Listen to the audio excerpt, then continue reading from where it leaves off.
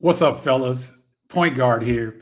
Are you a black man over 50 and you want to relocate to paradise, but you're worried about health care, your guilt of leaving loved ones, and your money situation?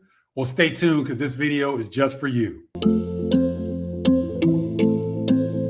Welcome back, guys, to another edition of Next Chapter 4. We're going to be talking about today the 3 silent killers of your relocation dreams. These are situations that pop up consistently with men that I work with who are wanting to relocate to paradise. But first, you guys may be wondering who I am. I'm your point guard. I'm a championship point guard. I am your sovereign black man and your point guard to assist you in your relocation efforts to find the place that suits you best. Okay. I'm a former NBA player, former overseas player, played 10 years of professional basketball. I was on one of the most, I would say, popular and successful college basketball teams in college basketball history, the Flying Illini at the University of Illinois. And I just completed a 25-year as a color analyst or a basketball commentator for college and NBA games, okay? And now I live in Playa del Carmen, one of the places in paradise. And I want this for you. So let's get right into it. Let's talk about the 3 silent killers of relocation dreams and hopes for black men over 50. Okay. We're talking healthcare, we're talking guilt, and we're talking financial shame. And you'll understand why I phrase it the way that I did, because it's very specific to what we're trying to talk about here. So first, let's talk about the healthcare concerns. Now, this is legit, guys. I understand this because a lot of us over 50, we have not taken care of ourselves. And so some of us have diabetes. Some of us have high blood pressure, hypertension. Some of us are overweight. There are a lot of different health situations that come to mind when you're thinking of black men over 50. So one of the things that comes up, that I had a great conversation with this sister that was here in Playa del Carmen, and we were talking about healthcare. And one of the things that she stated that she was really strong in is that when she went to the doctors here in Mexico, they actually listened to her. They actually took time to hear what she was saying. Guys, you know, this is a common complaint in the United States about the healthcare system. Are we really being listened to? Are these doctors really paying attention to what we're thinking about? Like, for example, guys, I have these eye styes that sometimes I have to get them removed based on an allergy situation or whatever. And so when I was going in to get them removed, I really wanted to tell the guy, I wanted to tell the doctor, give me the same amount of anesthesia or numbing agent in my eyelid that you give a white woman. Why do I say this? And it sounds like a joke, but I'm dead serious. Because when they went in to cut out the eye sty, the doctor didn't give enough numbing agent in that area. And it was extremely painful, to the point I almost punched the dude in his neck, because he's sitting there cutting. I'm like, yo, man, this hurts. Yo, man, this hurts. And he's still going. And so I had to grab him to get his attention. You don't have to do that here in Mexico in particular, but in general overseas, the medical industry is way better, especially towards Black Americans, because they actually listen. They take time to consider what we're talking about. Okay. So what does my healthcare situation look like here in Mexico? This is what it is. I do a self-insure hybrid because I'm very healthy, right? So to go see a specialist at a medical specialist in Mexico, it costs $50 to $80 per visit. That's the cost of the visit to see a specialist. Okay.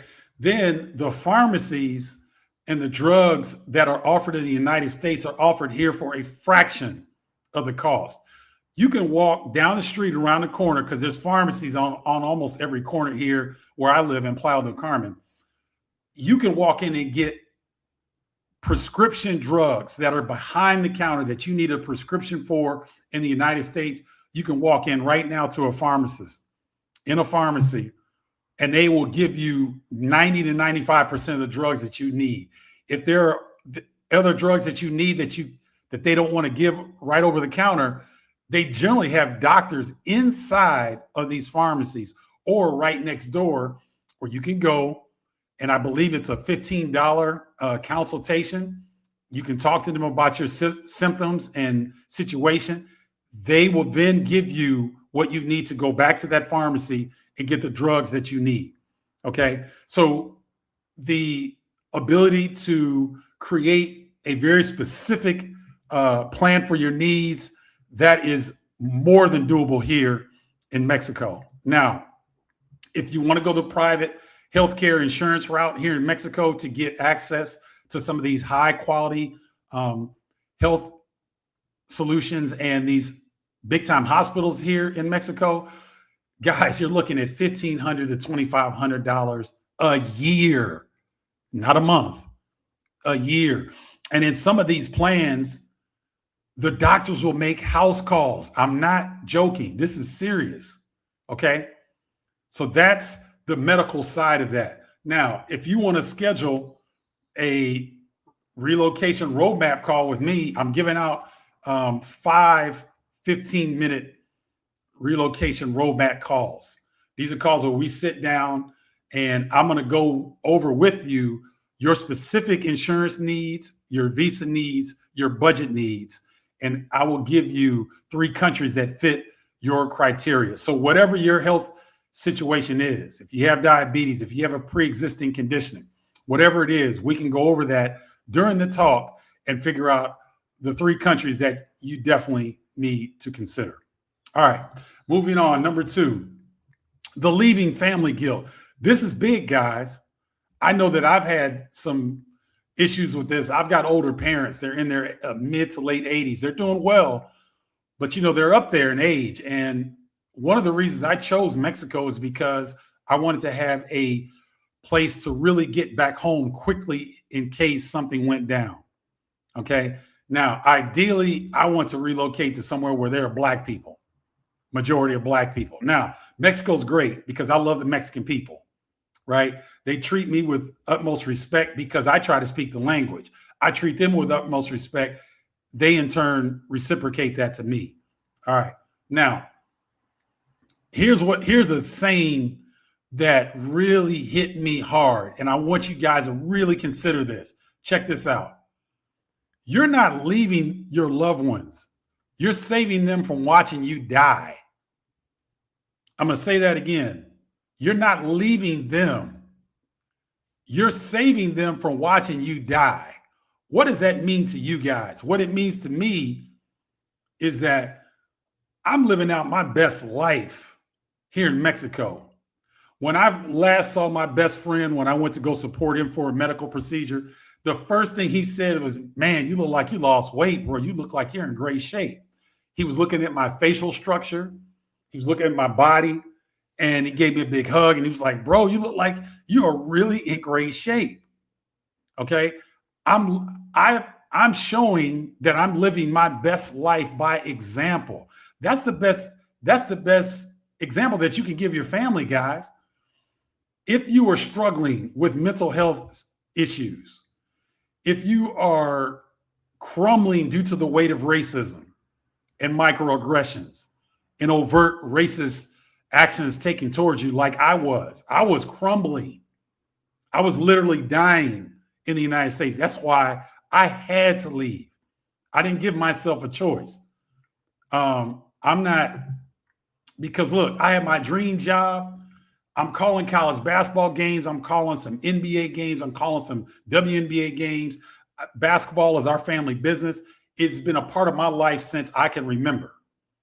I had my dream job, but I needed peace over a paycheck. I got enough money, and I can always make more money. I can't get more peace. I can't heal my central nervous system, which was shot. I had PTSD big time.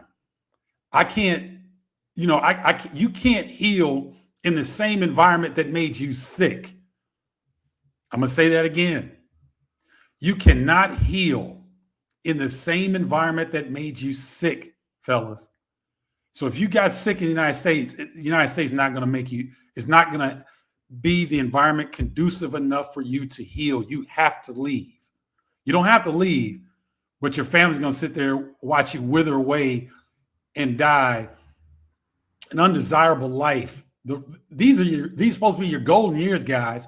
Make them golden by getting to a place that will allow you to manifest your best life and will in turn become your golden years. All right. The third piece is financial shame. Now, why do I say financial shame? Because there are a lot of you fellas who are looking at this information, who are watching me right now. You know that you want to leave with every fiber in your body, but you think you don't have enough money. All right. Peep this out. Now, how does this make you feel when I say I only get $2,200 from my pension? That's not enough to live in paradise. How does that make you feel? Okay, put in the comments how that makes you feel, because I'm really curious. There are a number of different responses to this, but some people feel a tightness in their chest because that might be around the type of money that they get from a pension per month. Some people may look at it like, there is no way that I could live in paradise for this amount of money. You know why you think that? Because you've not traveled outside the United States. You haven't seen how other people in other places live. The United States is an overpriced experience. Let's put it like that. I'm going to call it an experience because that's what living in the United States as a black man is. Now, it's paradise for white men and white people because that's who it was built for. It was never built for us. And so the fact that you're struggling health-wise with guilt, like you're trying to get to your paradise, but you feel guilt because you don't want to leave family members behind. And you are distorted because what the United States does to us financially distorts us from the rest of the world.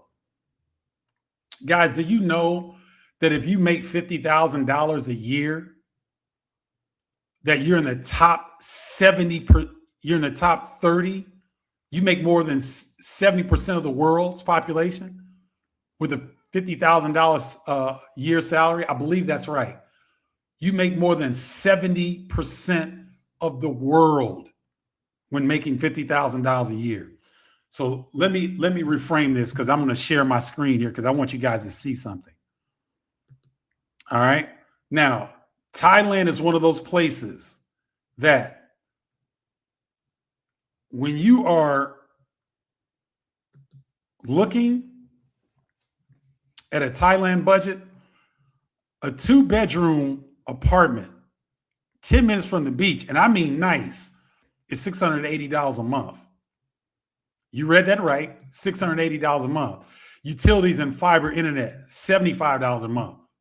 I mean, and that's high speed. That's fiber internet. Okay, that's high speed. Groceries, eating clean, fresh and clean, $240 a month. Guys, my youngest son just left Thailand. And he's thinking about when his movie project is over, he's thinking about relocating to Thailand. He could not believe the quality of food and the cost. And he's in his late 20s. Insurance, guys, health, dental, vision, $47 a month. That's a month. Gas and transportation is $40.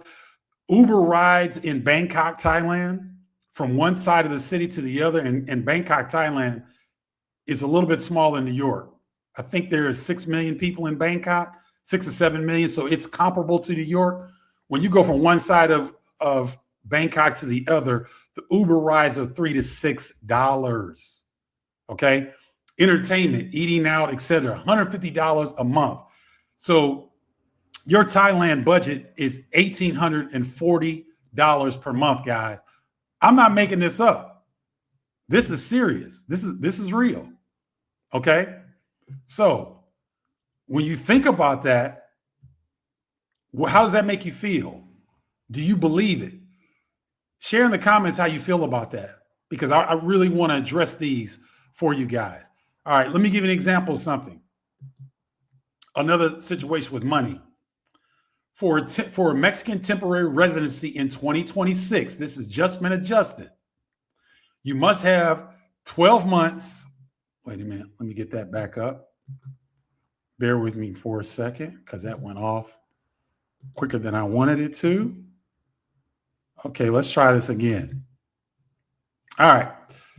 For a temporary residency in 2026, if you're going to go the savings route, you must show $75,000 or more in savings or checking over a 12-month period. And it can be combined with different accounts and whatnot. Or your monthly threshold is $4,500 a month. So if you can show that you make $4,500 a month over the last 6 months of pay stubs or whatnot, you can qualify for a temporary residency in Mexico. So you see, I'm trying to reframe the financial requirements in different places across the world, guys, because the United States is one of the most expensive that you're going to find. Okay. So what's the solution in all this? You see that ticker down there? Comment free throw 15 in the comments. Type free throw 15 in the comments. This is a way for us to get on a 15-minute relocation roadmap call, where I help dispel these myths that Americans have, Black Americans have, about different places around the world. Okay. And what we'll do is I'll be able to get on the call with you. You give me your information. I'll ask you a series of questions, and I will give you, at the end of this 15-minute call, you will have 3 countries that fit your criteria. And then you can make the decision to move on, or you can take that information and go on with your best life. Okay. I have a number of different scenarios set up on the back end. After this free 15-minute call, if you're interested, we can talk. Okay. So go to this link, schedule your 15-minute call, guys. It's free. It's coming from your point guard. Okay. So I want you guys to dispel these myths, to get rid of these silent killers of your relocation dreams, because I want this for you, because it's more than possible. Okay. You guys take care. I love you. And until next time, holla, y'all.